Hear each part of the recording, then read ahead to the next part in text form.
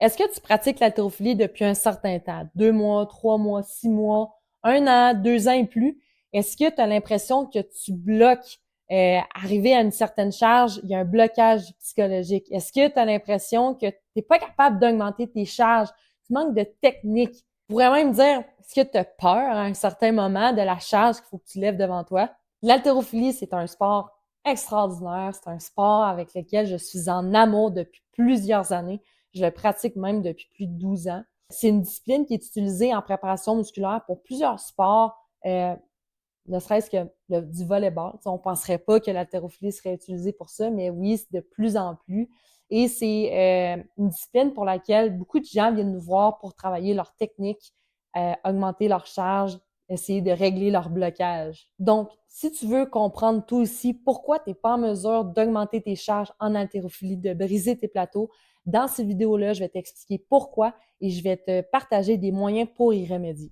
Let's go! Je m'appelle Alexandra Gendron, je suis entraîneur personnel, kinésiologue, fondatrice et propriétaire de ma compagnie d'entraînement privé AGEKIN. L'haltérophilie, là, je suis en amour avec ce sport-là, comme je vous ai dit précédemment. J'adore ça, puis c'est vraiment un sport qui me permet de libérer ma tête, d'avoir un moment pour moi, puis de sentir vraiment d'être fière de moi quand je réussis mes lifts en haltérophilie. Mon équipe et moi, on a comme mission de vouloir t'aider à élever ton plein potentiel, de te permettre de pouvoir rester actif longtemps. Et surtout, on croit fortement que performer, c'est réussir à tous les niveaux de fitness et de sport, puis c'est très, très gratifiant. On veut débloquer ton haltérophilie. Dans un premier temps, l'haltérophilie, c'est une discipline dans laquelle on a des mouvements qui sont très complexes, exécutés très rapidement. L'haltérophilie, c'est une discipline qui va demander énormément de qualité physique à maîtriser.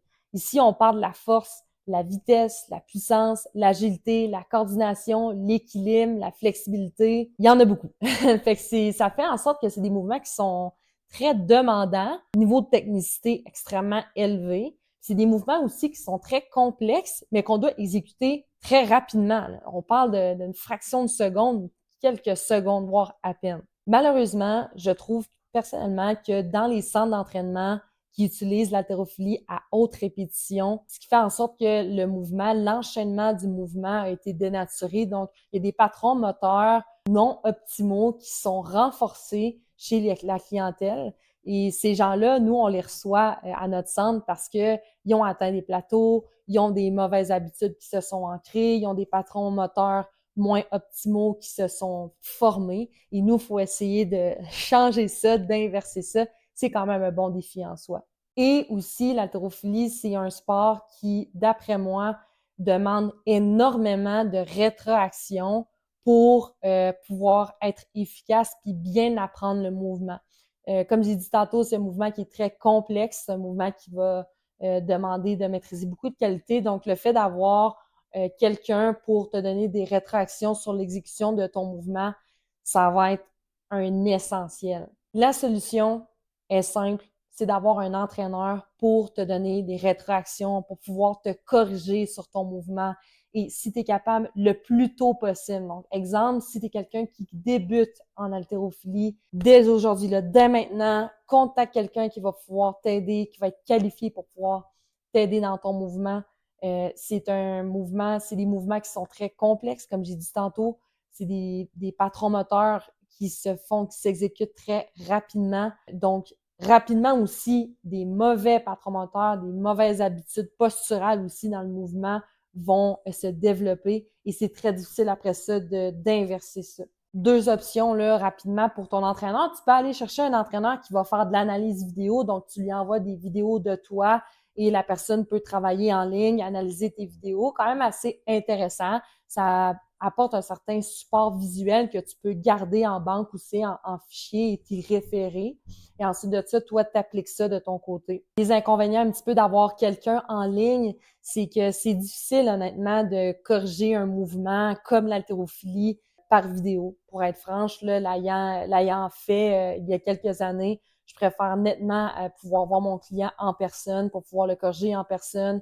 Il y a une certaine interaction aussi avec la personne qu'on n'a pas nécessairement aussi en ligne. La deuxième option, c'est d'aller voir quelqu'un en personne, donc d'aller voir un entraîneur sur son lieu de travail pour pouvoir travailler dans des séances privées en haltérophilie. L'inconvénient, c'est qu'il faut que tu te déplaces, évidemment. Donc, si cette personne-là est quand même assez loin de chez toi, tu vas peut-être avoir des frais de déplacement à calculer là-dedans.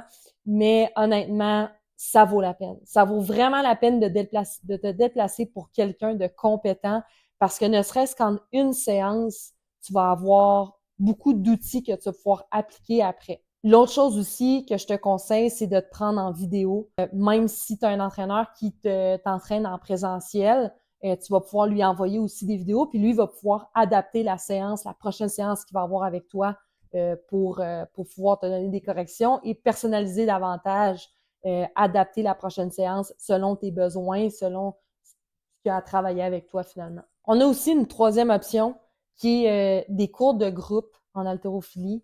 Je te conseille fortement d'opter pour des cours de groupe semi-privés, donc peut-être un 3 à 4 personnes, peut-être 6 maximum. T'assurer aussi que tu as un coach pour 4 à 6 personnes max. Si tu t'en vas dans un cours de groupe où est-ce que vous êtes 10 personnes pour un entraîneur, tu risques de pas avoir énormément de rétroaction. Donc, la quantité de correction de besoin, surtout si tu es quelqu'un qui débute.